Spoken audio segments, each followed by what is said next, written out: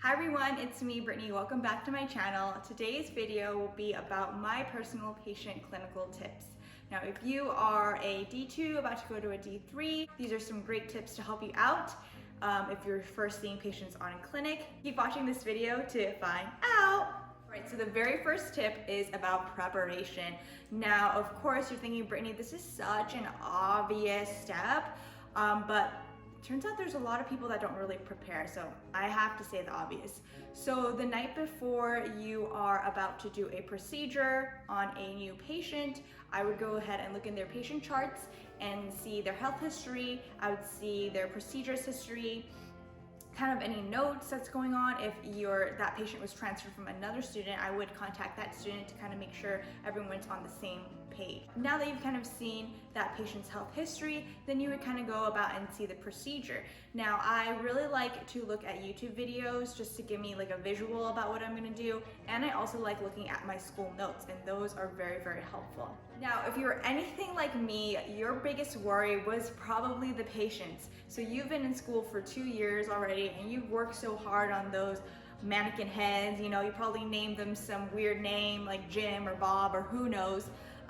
So you're probably like, oh my gosh, like the patient part is really scary. So for me personally, the talkie to patients was probably the hardest part. I am a naturally very shy person. I know it seems like I talk a lot, that's what my sister says, but with new strangers, I'm very, very shy, and I was kind of like a little more on the awkward side.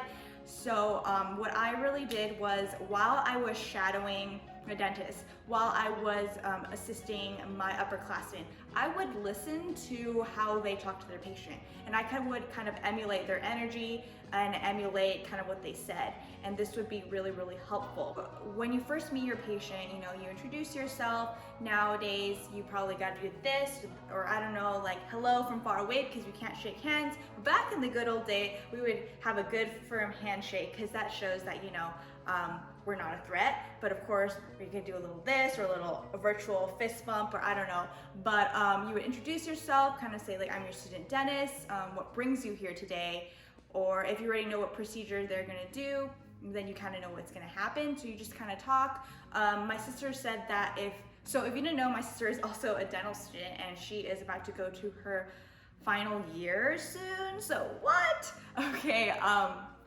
She told me that if she said, how are you? And the patient says, good, she would say, well, okay, what made it good? As a conversation starter, because you want these people to trust you. Probably worried that, oh, I'm a student, they're gonna be really scared. Now, so far, all the patients that I've seen in dental school, they're pretty understanding that we are students, but sometimes these patients need a little gentle nudge to kind of remind them that, hey, at the end of the day, we are students, everything needs to be checked off, we have teachers that look at everything, we need to get codes signed and codes approved, so if you don't have the time, this is not the place for you. After that, when you meet the patient, you kind of go over, you sit them down and you kind of talk to them, and you kind of go over the procedures that you have today. You obviously lay out the costs. Now, I don't know what it's like in your school, but in my school, we're responsible for collecting the money.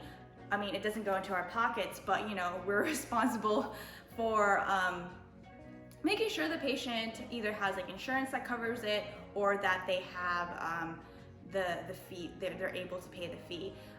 Because sometimes I've heard in the past horror stories of when students would just go ahead and do the work, and the patient would be like, well, I don't have the money for that. Well, I'm sorry, but the way in our school, how it works is if the patient can't pay, then unfortunately it comes out of our pocket. One time I had a patient who forgot to pay for a radiograph, and I literally chased her down. Another thing that I love to tell them is set them clear guidelines. Hey, today we're going to do 1 filling. I'd like to shoot for 2, but if we run out of time, then our goal is to do 1.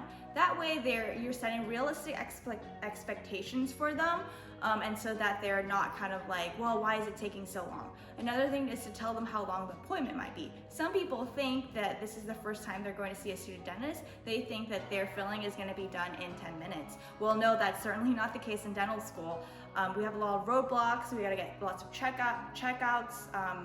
Teachers have to come and check. So it's a very long process, so you want to make sure that they know that.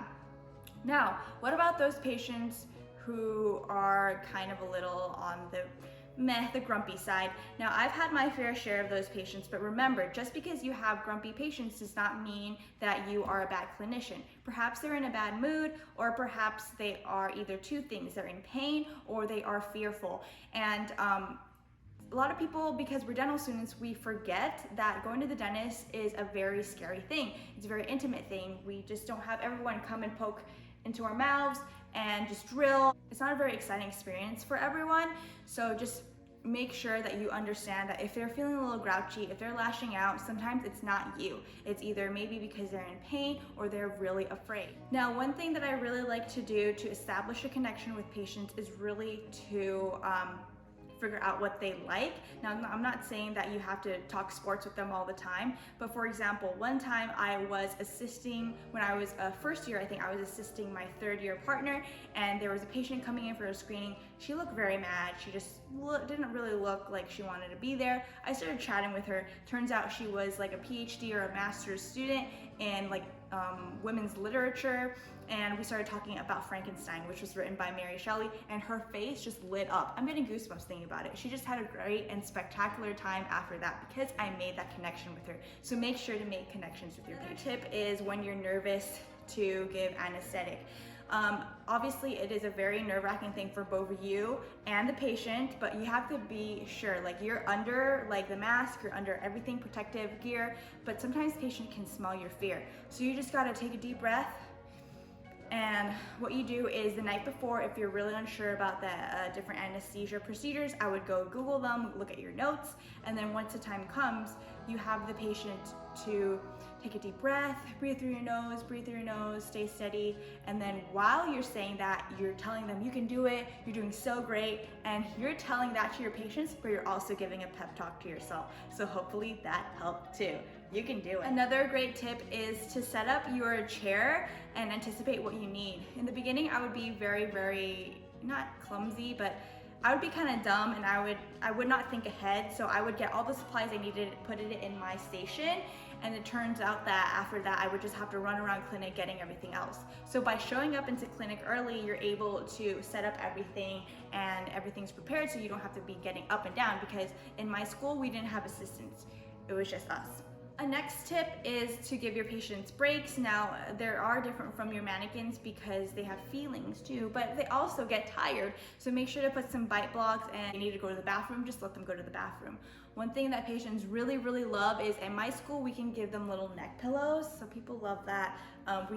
One thing that I really wish our school had were blankets, but we don't have blankets. We have like the nasty little gowns, but yeah, just make sure your patient is comfortable. So that's it for my tips for seeing patients on clinic. I hope you guys find that very helpful. And I know that it seems very scary to see patients for the first time, but I know that if it isn't scary, that means you aren't growing. If everything is just a breeze to you, that means that you aren't really growing as an individual, you aren't learning more. So just know that you will get through this, and it'll be fun, and just try to remember why you love dentistry, okay everyone? Thanks for watching, and I'll see you guys in the next video. Bye!